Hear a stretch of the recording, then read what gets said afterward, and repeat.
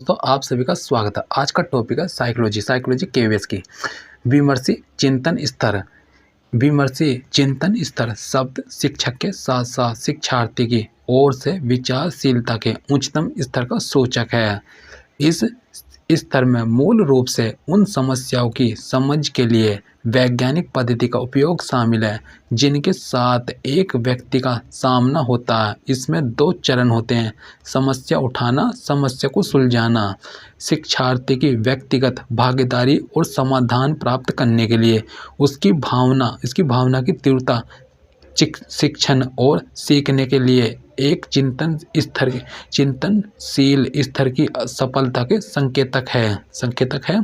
संज्ञानात्मक क्षेत्र सिद्धांत शिक्षण और सीखने के विमर्शी चिंतन स्तर को सहायता प्रदान करता है। संदर्भ के इस फ्रेम में पढ़ाने की विधि समस्याओं और उनके समाधानों की जांच बन जाती है। शिक्षण अधिगम की योजना और संगठन। पाठ्यक्रम और पाठ्यचर्या की अवधारणा। प्रत्यक्ष और परीक्षण पाठ्यचर्या। मूलभूत साक्षरता और अंक ज्ञान। बचपन की देखभाल और शिक्षा। योग्यता आधारित शिक्षा। अनुभवात्मक शिक्षा आदि। निर्देशात्मक योजनाएं। वर्ष योजना, इकाई योजना, पाठ योजना। शिक्षण सामग्री और संसाधन। शिक्षण अधिगम के लिए शब्द सूचना और संचार प्रौद्योगिकी आईसीटी। अधिगम का आकलन अधिगम के लिए और अधिगम के रूप में प्रत्येक योजना बनाने में अर्थ, उद्देश्य और विचार। पाठ्यचर्या वांछित उद्देश्यों को प्राप्त करने के लिए शिक्षार्थियों को स्कूल द्वारा प्रदान की जाने वाली सभी गतिविधियों और अनुभवों का कुल योग है। पाठ्यचर्या लैटिन भाषा के क्यूरे से लिया गया है जिसका अर्थ दौड़ना या रेस कोर्स है। पाठ्यचर्या का अर्थ एक निश्चित लक्ष्य तक पहुंचने के लिए चलाया जाने वाला कारण है। मुनरो के अनुसार पाठ्यचर्या उन सभी अनुभवों का समावेश करती है जिनका उपयोग स्कूल द्वारा शिक्षा के उद्देश्यों को प्राप्त करने के लिए किया जाता है। इसे बच्चे की रुचि के अनुसार तैयार किया जाना चाहिए और आत्म अनुभव के अवसर प्रदान करना चाहिए। पाठ्यचर्या को समग्र रूप से किसी व्यक्ति के अनुभव पर ध्यान केंद्रित करना। पाठ्यचर्या अपनी गतिविधियों और अनुभवों के रूप में समझ है। यह छात्रों के संज्ञानात्मक, भावात्मक और मनोप्रेरणा पक्ष के अनुसार है।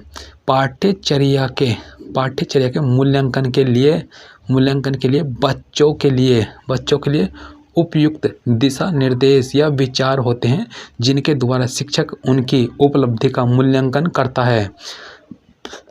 पाठ्यचर्या छात्र को पढ़ाई जाने वाली विषय वस्तु की सूची है। पाठ्यचर्या विषयों का एक समूह है। पाठ्यचर्या एक विद्यालय या कॉलेज में पालन किया जाने वाला पाठ्यक्रम है। पाठ्यचर्या विद्यालय या कॉलेज की गतिविधियों का कार्यक्रम है। पाठ्यचर्या अध्ययन विषय वस्तु का एक समूह है। पाठ्यचर्या में विद्यालय या कॉलेज में आयोजित पाठ्यचर्या और पाठ्येतर गतिविधियों दोनों शामिल हैं।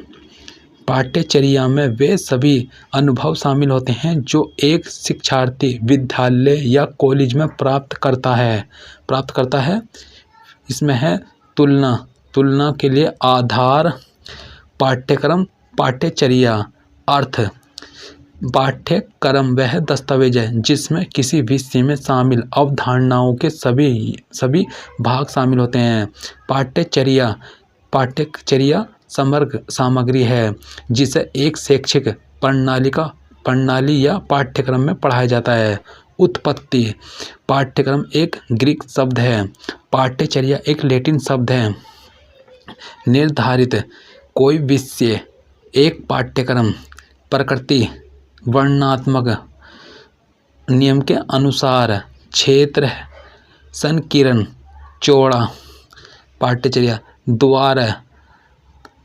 द्वारा निर्धारित परीक्षा मंडल सरकार या कॉलेज स्कूल या संस्था का प्रशासन फिर इसमें अवधि एक निश्चित अवधि के लिए आमतौर पर वर्ष जब तक कोर्स चलता है। पाठ्यक्रम के निर्माण के लिए उद्देश्यों शिक्षार्थी के समग्र विकास का पोषण, छात्र के अनुभव की समग्रता में सुधार, शिक्षकों के पेशेवर विकास को सुनिश्चित करना, एक लचीली और एकीकृत प्रक्रिया सीखना, सर्वांगीण विकास के लिए पर्याप्त अवसर प्रदान करना, पाठ्यक्रम विकास का क्रमबद्ध क्रम, जरूरतों का आकलन, उद्देश्यों का निरूपण, सीखने के अनुभव का चयन, पाठ्यक्रम का मूल्यांकन, पाठ्यचर्या के मॉडल। पाठ्यचर्या मॉडल को दो बहुत व्यापक मॉडल, उत्पाद मॉडल और प्रक्रिया मॉडल में विभाजित किया जा सकता है। उत्पाद मॉडल आप इसे अपने पाठ्यक्रम के कुछ हिस्सों में देख सकते हैं। यह मॉडल परिणामों पर केंद्रित है या ग्रेड या किसी उद्देश्य तक पहुंचना सीखने की प्रक्रिया में जो हो रहा है उसकी तुलना में अधिकांश भार तैयार उत्पाद पर अधिक केंद्रित है। प्रक्रिया मॉडल इसके विपरीत, यह प्रक्रिया मॉडल इस बात पर ध्यान केंद्रित करता है कि सीखने में चीज़ें कैसी होती हैं और यह अधिक उपयुक्त है। प्रक्रिया मॉडल पर केंद्रित पाठ्यचर्या इस बात का जोर देती है कि छात्र कैसे सीख रहे हैं, उनकी सोच क्या है और यह भविष्य में अधिगम को कैसे प्रभावित करेगा।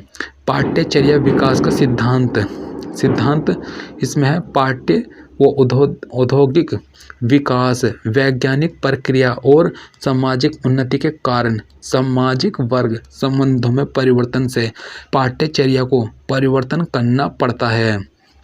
भविष्य उन्मुखी का सिद्धांत है अधिगम उन विशिष्ट जीवन स्थितियों से निकटता से जुड़ा होना चाहिए जो शिक्षार्थी समूह का सामना करते हैं और उन्हें उस तनाव को कम करने के लिए मूर्त और व्यवहारिक कदम उठाने के लिए प्रेरित करना चाहिए जिसके तहत वे रहते हैं और काम करते हैं।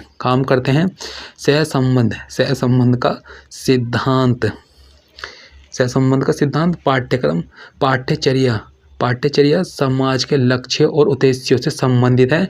एक समाज में लोगों के लक्ष्यों और उद्देश्यों को प्रदान किए गए अनुभवों के माध्यम से पूर्ण करना होता है। इन अनुभवों को पाठ्यचर्या में नियोजित और वर्णित किया जाता है। उपयोगिता का सिद्धांत पाठ्यक्रम छात्र के लिए व्यावहारिक उपयोग का होना चाहिए, इसलिए व्यावसायिक और तकनीकी आधार को बनाए रखना चाहिए। कार्य अनुभव पर जोर दिया जाना चाहिए। इसमें वर्तमान जीवन और भविष्य में बच्चों के लिए उपयोगी विषय और गतिविधियां शामिल होना चाहिए। सभी गतिविधियों को शामिल करने का सिद्धांत है। पाठ्यचर्या एक विस्तृत और व्यापक प्रक्रिया है। पाठ्यचर्या कक्षा निर्देश से कहीं अधिक यह कक्षा की चार दीवारी तक ही सीमित नहीं होती। इसे छात्र के समग्र विकास पर ध्यान देना चाहिए। पाठ्यक्रम के दौरान संस्थान के अंदर और बाहर प्रदान किए गए सभी अनुभवों को पाठ्यक्रम में शामिल किया जाता है। लचीलेपन का सिद्धांत राष्ट्र के पाठ्यचर्या विकास के शैक्षिक उद्देश्यों की पूर्ति के लिए पाठ्यचर्या को लचीला होना चाहिए और प्रत्येक स्तर पर शिक्षार्थियों की आवश्यकताओं के लिए उपयुक्त होना चाहिए। किसी भी व्यावसायिक शिक्षा द्वारा असहयोगात्मक गतिविधियों को बाध्य करने का प्रयास शिक्षार्थियों में निराशा का कारण बनता है। इसे शिक्षार्थियों को अपनी पसंद का पाठ्यक्रम विषय कार्यक्रम चुनने की स्वतंत्रता का प्रावधान करना चाहिए। पाठ्यक्रम के मॉडल फर्स्ट है अनुदेशात्मक अभिकल्प का ADDIE मॉडल। अनुदेशात्मक अभिकल्प का ADDIE मॉडल 5 चरणों विश्लेषण प्रारूप विकास कार्यान्वयन मूल्यांकन का प्रथमाक्षर है। विश्लेषण चरण की कल्पना मूल रूप से प्रशिक्षण से जुड़े कार्यों का विश्लेषण करने के लिए की गई थी। प्रारूप इस चरण में डिजाइन का ध्यान लक्षित दर्शकों पर होता है। यह यहाँ भी है कि कार्यक्रम कौशल और बुद्धि के स्तर से मेल खाता है जो प्रत्येक छात्र प्रतिभागी दिखाता है। विकास यह चरण प्रदर्शन विभिन्न परीक्षणों विषय वस्तु विश्लेषण योजना और संसाधनों को मापने के लिए उपयोग किए जाने वाले सभी लक्ष्य उपकरणों को निर्धारित करता है। विकास चरण परियोजना में उपयोग की जाने वाली कार्यप्रणाली का उत्पादन और परीक्षण शुरू करता है। कार्यान्वयन चरण यह सुनिश्चित करने के लिए कार्यक्रम के निरंतर संशोधन को दर्शाता है कि अधिकतम दक्षता और सकारात्मक परिणाम प्राप्त होते हैं। मूल्यांकन ADDIE पद्धति का अंतिम चरण मूल्यांकन है। यह वह चरण है जिसमें परियोजना के क्या, कैसे, क्यों, कब पूरा किया गया या पूरा नहीं किया गया के संबंध में सावधानीपूर्वक अंतिम परीक्षण के अधीन किया जा रहा है। CIPP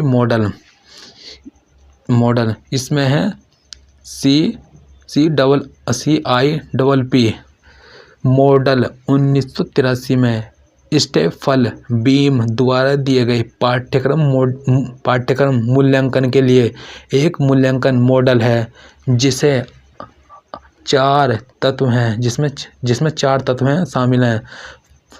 प्रसंग फर्स्ट निर्दिष्ट, P प्रक्रिया और P उत्पाद।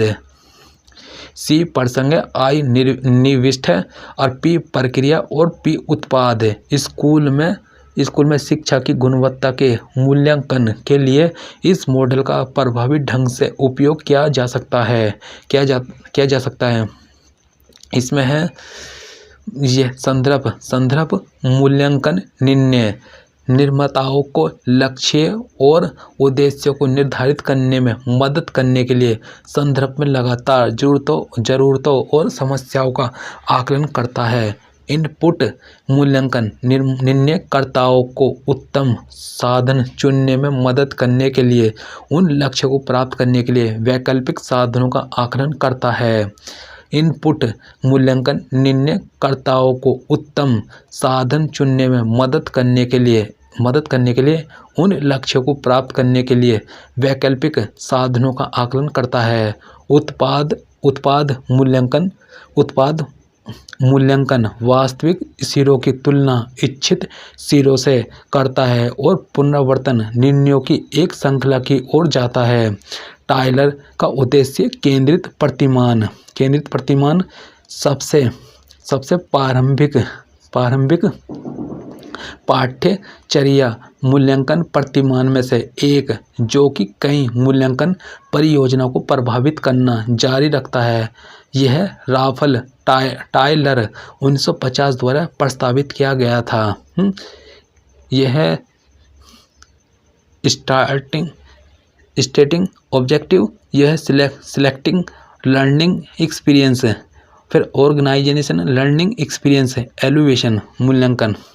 फिर है इसमें टायलर का लक्ष्य प्राप्ति प्रतिमान या कभी कभी उद्देश्य केंद्रित प्रतिमान कहा जाता है, जो पाठ्यचर्या निर्माण, विकास और मूल्यांकन में सबसे उभयनिष्ठ प्रतिमान का आधार है।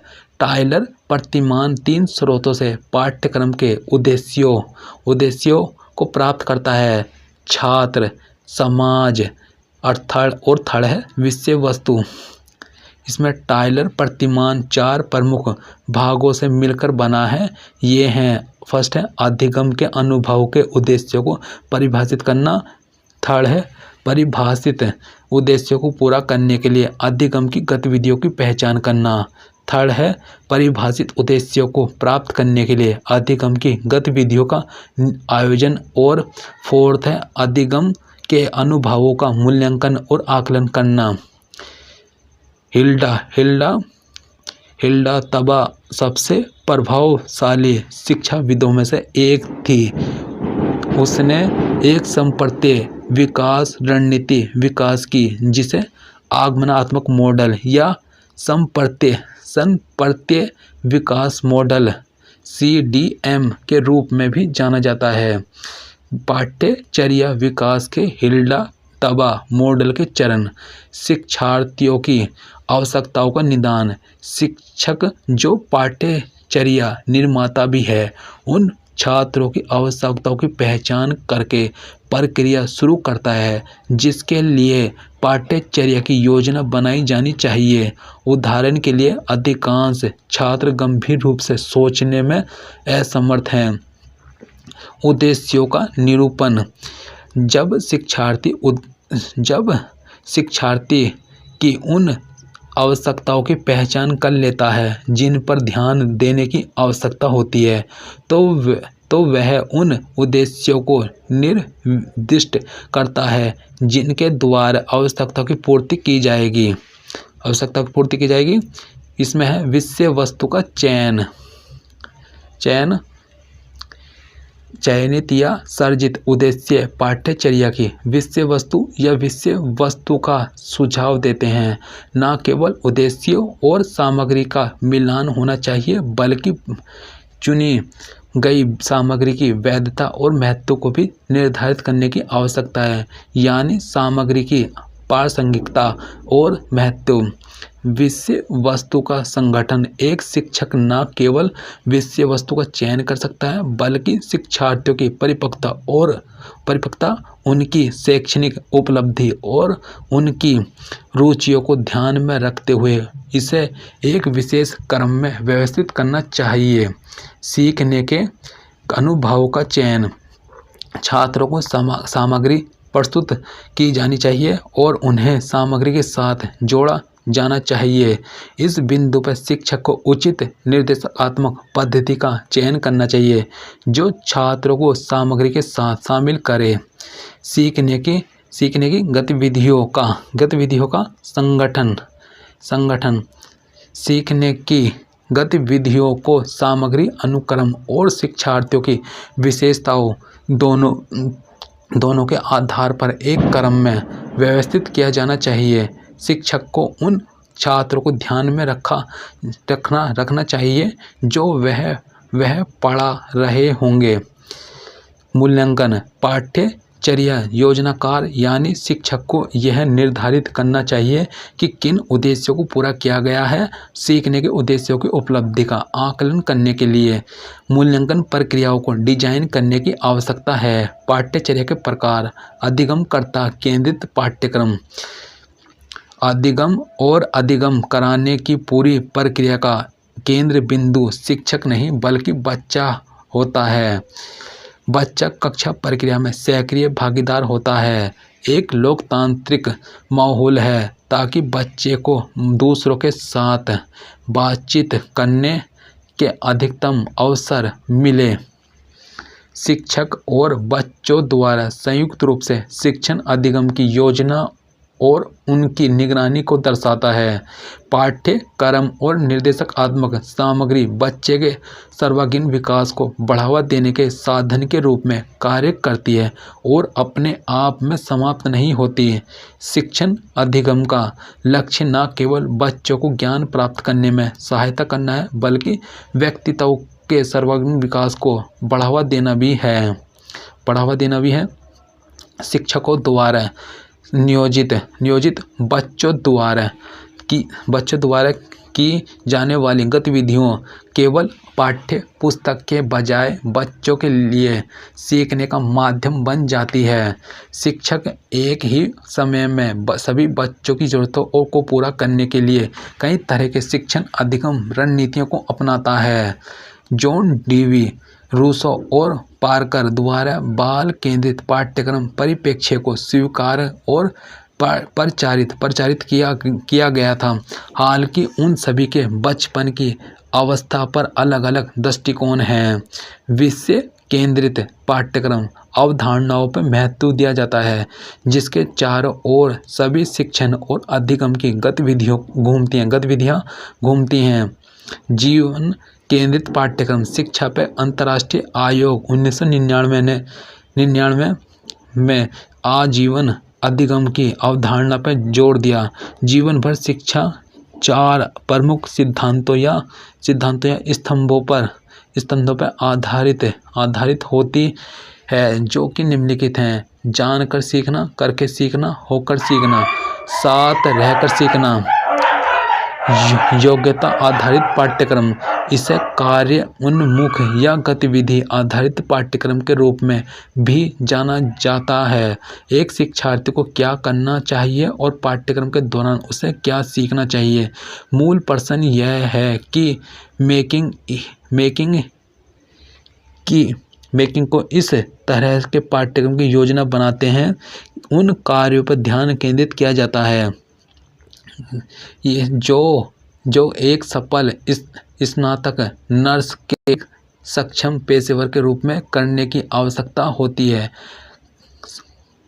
कार्य संज्ञानात्मक समस्या को सुलझाने के कौशल, निश्चित संचार कौशल या मिश्रित प्रकार की एक से अधिक डोमेन शामिल हो सकते हैं। नर्सिंग पाठ्यक्रम को इस दृष्टिकोण को अधिक व्यापक रूप से अपनाने की आवश्यकता है।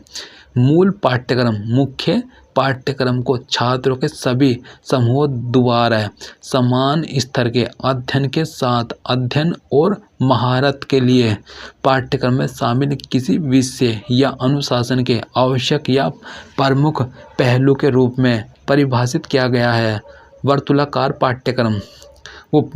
पाठ्यचर्या बूनर के सिद्धांत ने सुझाव दिया कि एक शिक्षार्थी किसी भी अध्ययन विषय वस्तु को तब तक सीखने में सक्षम होता है जब तक कि निर्देश को उचित रूप से व्यवस्थित किया जाता है।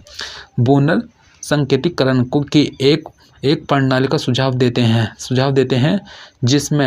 जिसमें लोग संबंधित श्रेणियों के पदानुक्रमिक प्रबंधन का निर्माण करते हैं। प्रत्येक क्रमिक रूप से उच्च स्तर की श्रेणी अधिक विशिष्ट हो जाती है, ज्ञान की प्राप्ति की समझ को प्रतिध्वनि करती है। बूनर ने वर्तुलाकार पाठ्यक्रम का प्रस्ताव रखा, जिसमें प्रत्येक विषय या कौशल क्षेत्र को अंतराल पर हर बार अधिक परिष्कृत स्तर पर पुनरीक्षित किया जाता है। वर्तुलाकार पाठ्यचर्या में अधिगम कम अवधियों में केंद्रित होने के बजाय समय के साथ फैलता है। सहसंबंधात्मक पाठ्यचर्या में विभिन्न विषयों का अध्ययन करने की व्यवस्था अलग अलग अध्ययन करने के स्थान पर एक दूसरे से संबंध स्थापित करने की होती है। एकीकृत पाठ्यचर्या इस प्रकार के पाठ्यचर्या में विषय एक दूसरे से इस प्रकार जुड़े होते हैं कि उनसे कोई व्यवधान नहीं होता, अपितु उनमें एकता होती है। इस प्रकार विभिन्न विषयों के ज्ञान को एक इकाई के रूप में प्रस्तुत किया जाता है।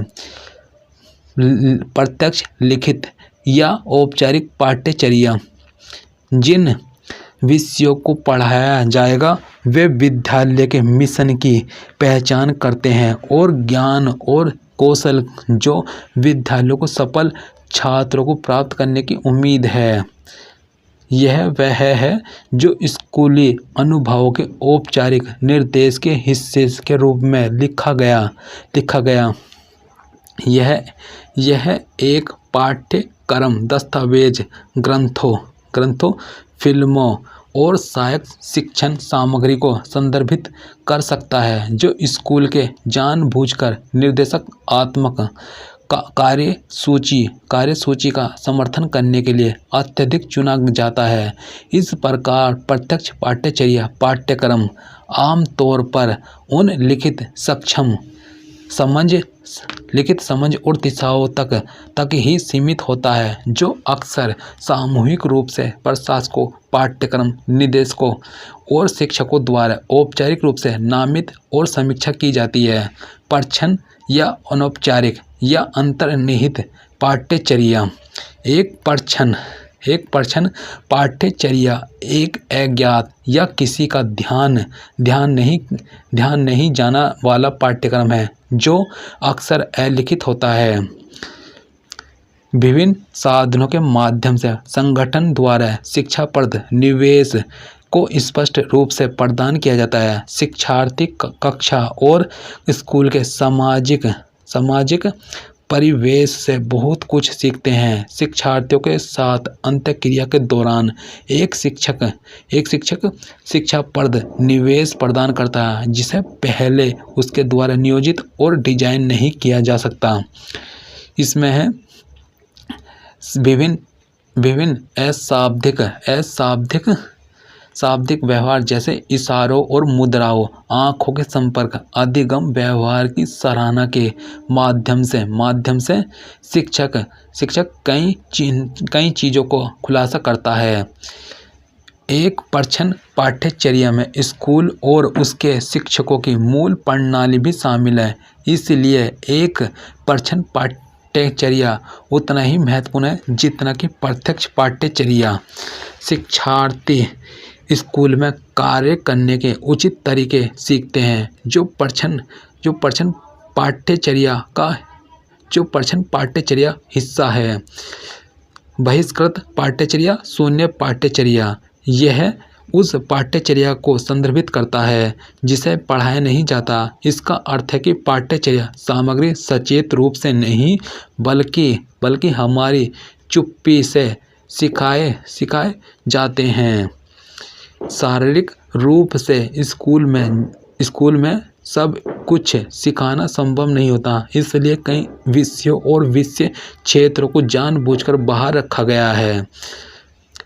इस नर ने उन्हें शून्य पाठ्यचर्या के रूप में नाम दिया है। उदाहरण के लिए जीवन की शिक्षा, कैरियर की योजना आदि प्रत्यक्ष पाठ्यचर्या का एक अच्छा हिस्सा नहीं है लेकिन महत्वपूर्ण क्षेत्र है।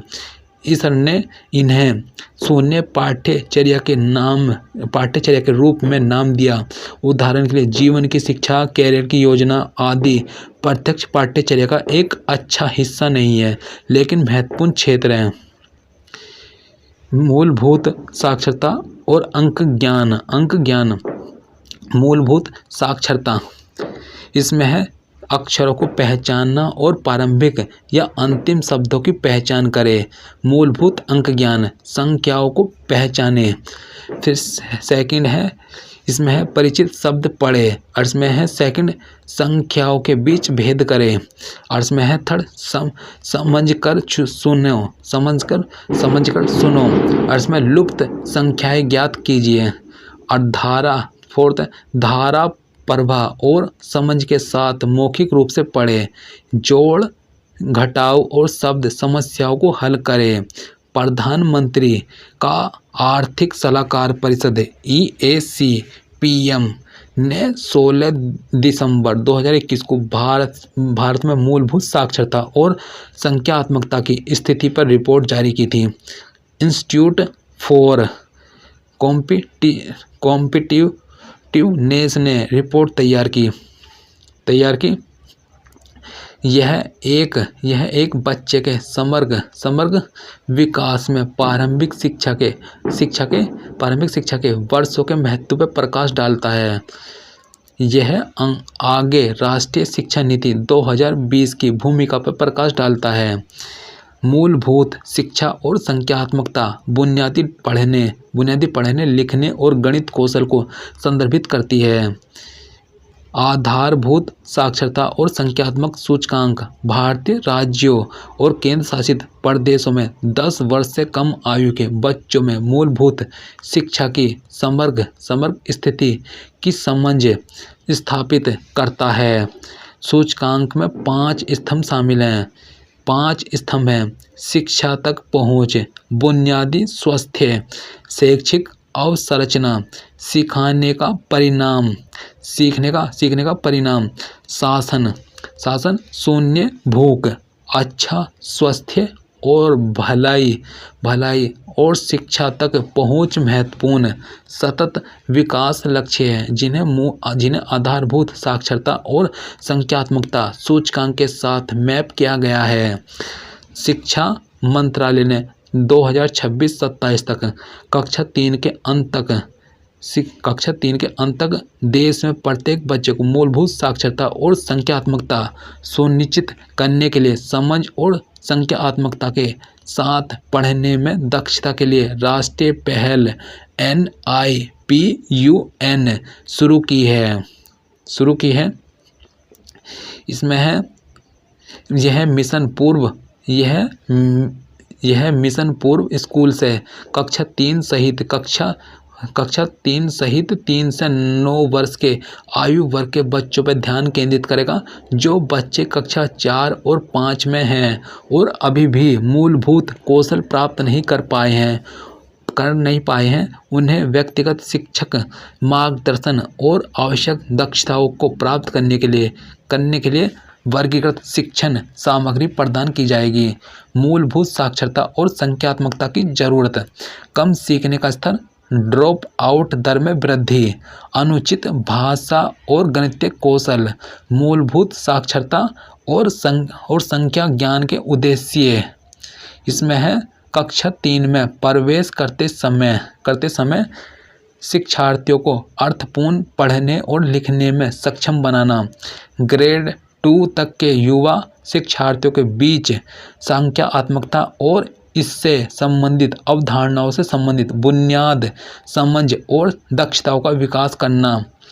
बुनियादी साक्षरता और अंक ज्ञान बेहतर तरीके से प्राप्त करने के लिए शिक्षार्थियों के बीच अपने स्कूल के बाहर के अनुभवों को अपनी कक्षा में सीखने के लिए कौशल विकसित करना। मूलभूत साक्षरता और संख्यात्मकता की 5 गुना रणनीति।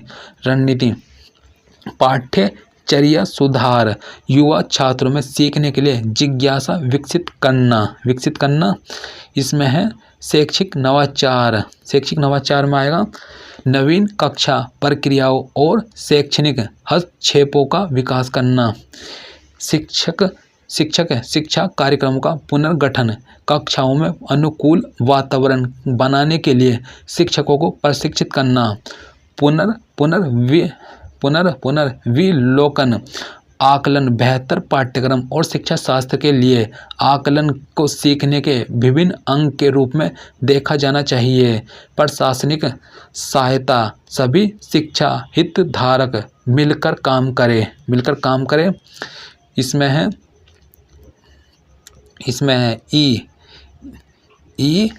ELPS। ई का मतलब है भौतिक वस्तुओं के साथ अनुभव। फिर L का अर्थ है बोली जाने वाली भाषा जो अनुभव का वर्णन करती है।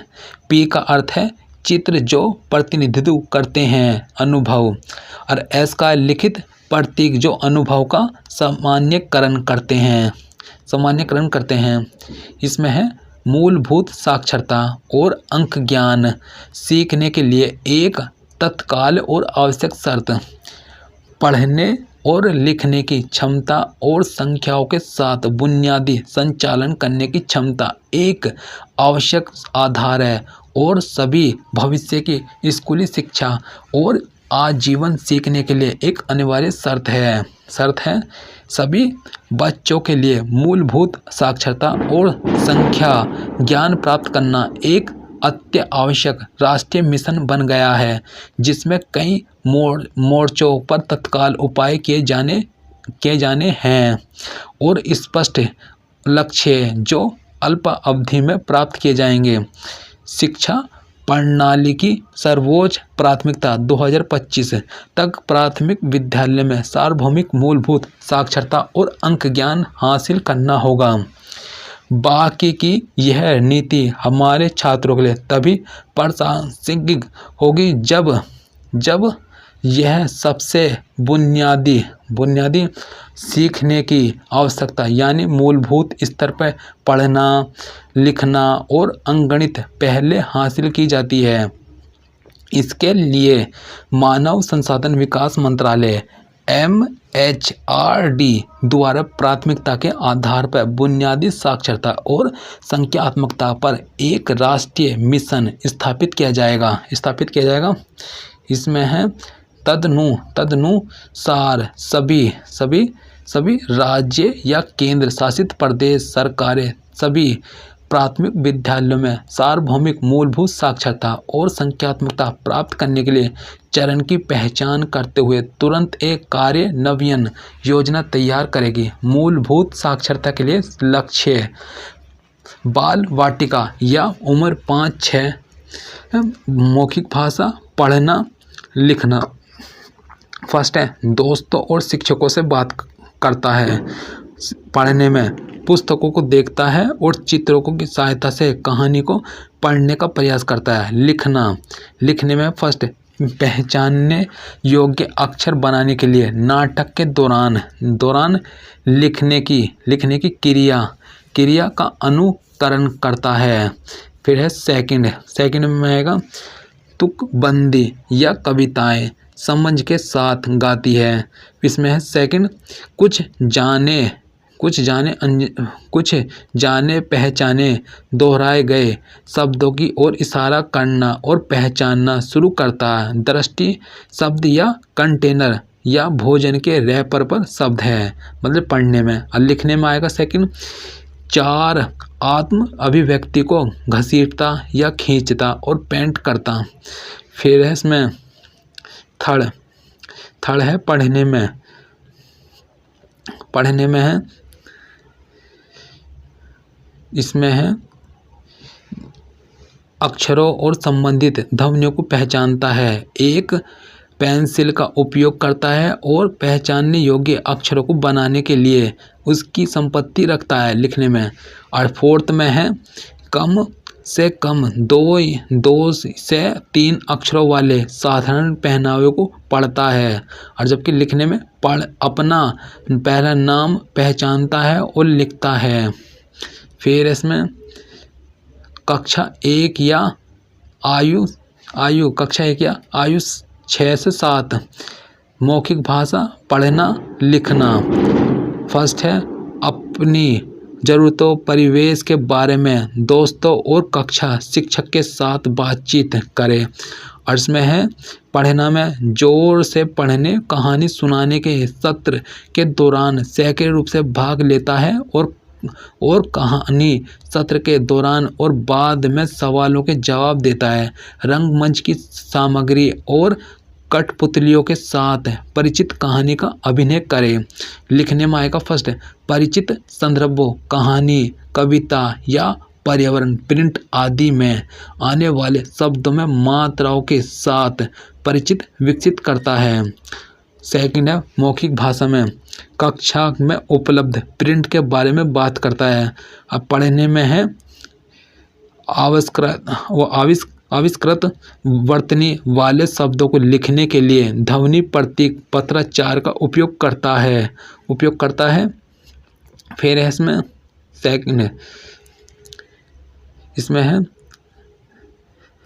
सेकंड में है इसका ये लिखता है लिखता है, खींचता है और या अर्थ व्यक्त करने के लिए चीज़ें बनाता है और उसके वर्कशीट पर नामों का प्रतिनिधित्व करता है, बधाई संदेश देता है, ऐसे चित्र बनाता है जो पहचानने योग्य वस्तुएं लोग हैं।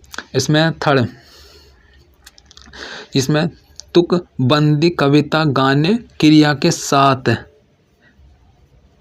के साथ सुनाता है।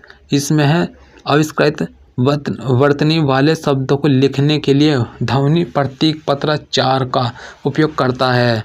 आयु उपयुक्त अज्ञात पाठ में कम से कम 4 या 5 सरल शब्द वाले छोटे वाक्यों को पढ़ता है। फिर कक्षा सेकंड या आयु 7-8 मौखिक भाषा कक्षा में उपलब्ध प्रिंट के बारे में बात करना और बातचीत करना। पढ़ने में आएगा बाल साहित्य, पाठ्य पुस्तकों से कहानी पढ़ता है और सुनाता है, पुनः सुनाता है। लिखने में स्वयं को अभिव्यक्त करने के लिए छोटे या सरल वाक्यों को सही ढंग से लिखता है। फिर है सेकंड में सवाल पूछने के लिए बातचीत में शामिल होता है और उनकी सुनता भी है। जिसमें सेकंड पढ़ने में दिए गए शब्द के अक्षरों से नए शब्द बनाता है। सेकंड है नामकरण शब्दों, क्रिया शब्दों और विराम चिन्हों को पहचानता है लिखने में। थर्ड है इसमें मौखिक भाषा में गीत या कविताएं सुनाता है और इसमें है थर्ड 8 से 10 वाक्यों के अज्ञात पाठ को सरल शब्दों के साथ उपयुक्त गीत लगभग 30 से 45 शब्द प्रति मिनट सही ढंग से और स्पष्टता के साथ पढ़ता है। इसमें है कविताएं या गीत सुनाता है। इसमें है कहानियों या कविताओं, प्रिंट आदि में आने वाले परिचित शब्दों को दोहराता है। कक्षा थर्ड आयु 8 या 9 वर्ष। फिर इसमें मौखिक भाषा पढ़ना लिखना। फर्स्ट है घर स्कूल की भाषा में उपयुक्त शब्दावली का उपयोग करते हुए स्पष्टता के साथ बातचीत करें। इसमें फर्स्ट परिचित पुस्तकों, पाठ्य पुस्तकों में जानकारी ढूंढता है। इसमें है विभिन्न उद्देश्यों के लिए लघु संदेश लिखता है। सेकंड है कक्षा में उपलब्ध प्रिंट के बारे में बात करता है। इसमें है सेकंड कम से कम 60 शब्द प्रति मिनट आराम से और भाषा के आधार पर समझ के साथ और एक कम उम्र उपयुक्त अज्ञात पाठ से सही उच्चारण के साथ पढ़ता है। लिखने के लिए क्रिया शब्दों नामकरण शब्दों और विराम चिन्हों का उपयोग करता है। फिर है इसमें थर्ड सवाल पूछने, अनुभव सुनाने, दूसरों को सुनाने और जवाब देने के लिए बातचीत में शामिल होता है। इसमें पाठ में दिए गए निर्देशों को पढ़ता है और उनका पालन करता है। व्याकरणिक रूप से सही वाक्य लिखता है। इसमें है व्यक्तिगत रूप से और समूह में स्वर शैली और स्वर परिवर्तन के साथ कविताएं सुनाता है। इसमें फोर्थ में उम्र के अनुकूल अज्ञात कहानी 8 या 10 वाक्यों के पैराग्राफ को पढ़कर 4 में से कम 3 प्रश्नों के उत्तर दे सकता है। इसमें है अनुकूल के कहानियाँ वाक्य पैराग्राफ को पढ़कर कम से कम 3 के उत्तर दे सकता है।